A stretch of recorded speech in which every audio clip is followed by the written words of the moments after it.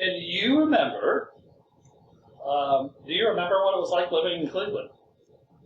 Not really. Okay. First vivid memories mostly in Tucson? Yes. All right, so we'll start there. What do you remember early about living in Tucson? The first thing, we lived up in the foothills, and lived in this big old house, and that's where I hurt my eye. And I guess that's the biggest thing that I remember about it. And you hurt your eye driving a tricycle down some steps, is that right? Down into the basement, yes. All right. And I remember we had a cat, and the cat always slept on my bed. Do you remember, maybe not the year, but do you remember when you guys transitioned from that first house to the house on East Adelaide? Didn't Grandpa...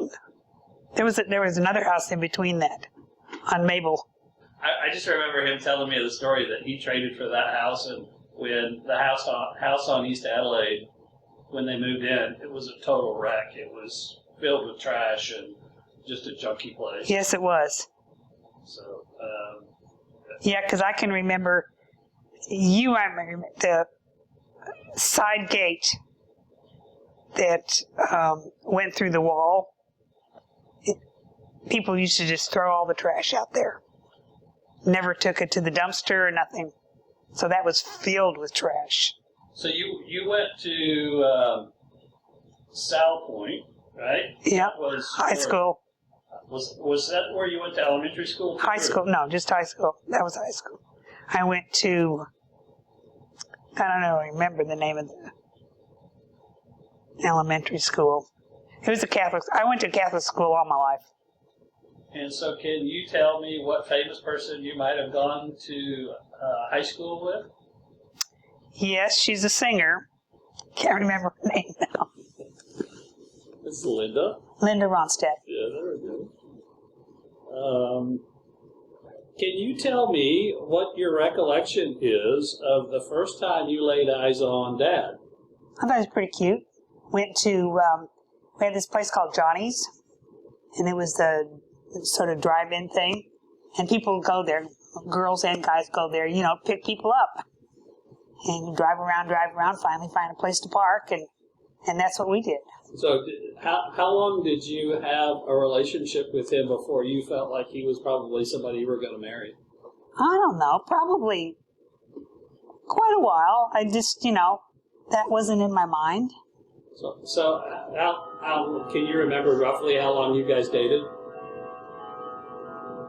Before we decided to get married?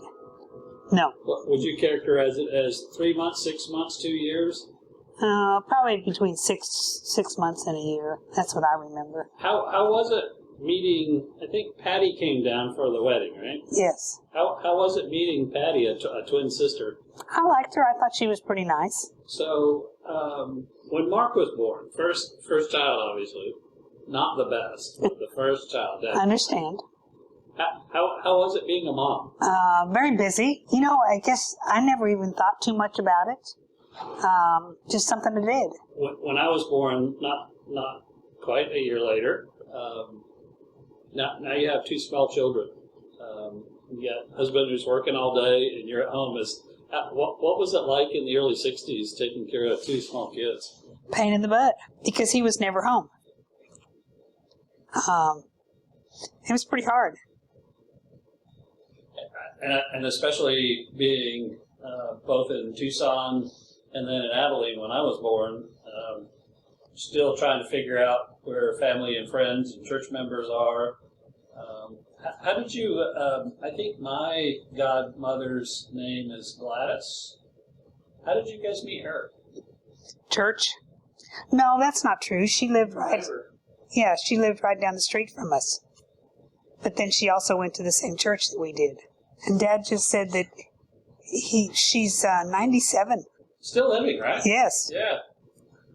Moving ahead a little bit, one of the cooler things I remember when we were younger was you were working in the cafeteria with us at Hutchinson Junior High. Yes. Yeah, I always thought that was cool because we could come see you, and it was double-edged because if we messed around in school, then they could come see me. Go, Judy, Mark's messing around. Never me, of course. No.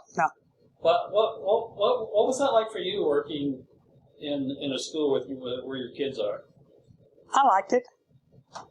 I could keep track of you guys, know what you were doing all the time. You were always there, so when I was ready to go home, you'd go home too. So that was a good thing. This is kind of a weird question, kind of transition. What advice would you have for a young 18-year-old woman today? Probably, looking back, get as much education as you can. Know what you want in life. And the only way that you do that is by living it. Get out and meet a lot of people. Somebody that you met a long time ago and think of often. Who would that be? Well, when I think about it, I was with Pat Hughes, and then she died. And I think about that quite often. Just one of those fluky things that happened. Went to school with her. She was my best friend in high school. And how old was she when she passed away?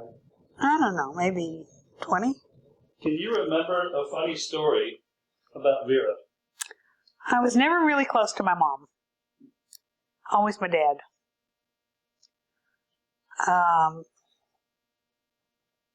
She worked. So when I was at home, it was my dad taking care of me. I don't know if that's an excuse or a reason, but I was just always closer to him. So then I'll transition to George. Do you remember a funny story about Grandpa? I have to think about it. Okay. Anything odd, quirky, weird, something that he did by repetition all the time? Some goofy saying that he always said? It used to amaze me.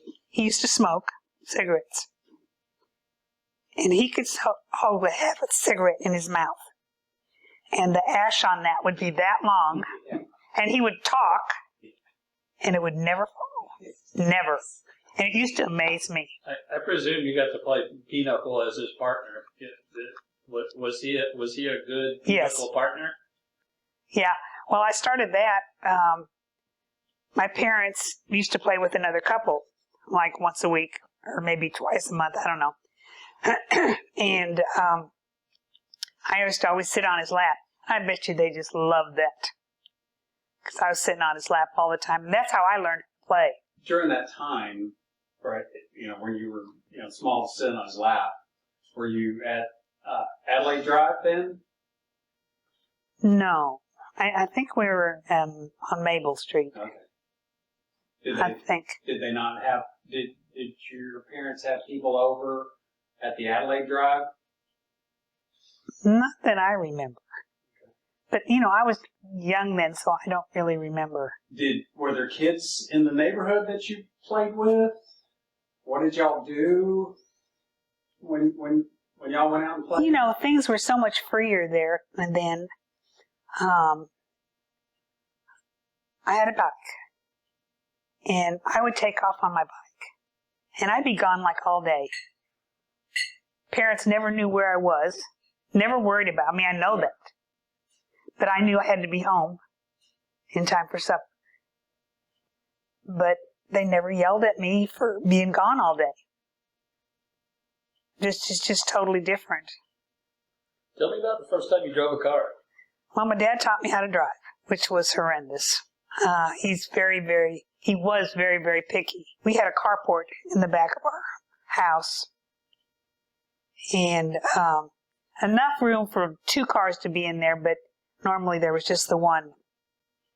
Well, if I didn't get close enough to that outside post, I'd have to back up and go in, back up and go in, back up and go in, until I got it close enough to where he thought it was good enough. And there was a lot of times when I'm thinking, I'm never going to go back in that car again. Did you ever have a car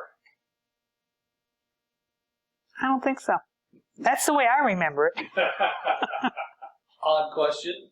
Would you have ever wanted to have a girl or girls instead of boys or along with boys? Yeah, I did. After we had you two, and I don't know how long it was, I thought, I'd like to get pregnant again, try for a girl. And I can remember waking up one day thinking, you're crazy. What would you want a girl for? So I stopped immediately. Is there something that you want to do? Travel to some place, see something, do something, experience something that you haven't yet that you want to do before it's your time? I'd probably like to do some more traveling. I think go up to Canada, mainly because it's cooler up there. We've always lived in heat. Other than that, we've taken some pretty good trips. So what was your most memorable trip? I think when we went on our big trip, and we were gone for like 3 weeks, and went to Arizona, California, Vegas. And it always amazed me because, I grew up in Arizona, southern Arizona. But I never saw the Grand Canyon until after we got married, which is amazing to me. Can you tell me what it feels like to hold a grandchild for the first time?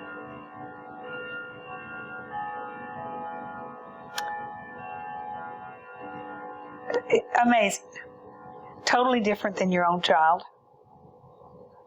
I guess all sorts of thoughts go through your mind that here you are bringing your genes and everything further. I think that was the main thing.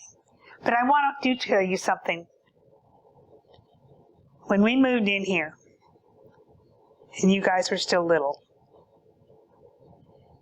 and you used to gallop up and down the hallway, used to drive me crazy. And you just kept doing it. What was the consequence of that for us? I don't think I ever smacked you, did I? I don't think I did. I yelled at you, I know that. So if you could go back in time, what would be your favorite part of your life? Every time period has its special minutes or time. So I don't have really a special time because we would do things that were just for that time.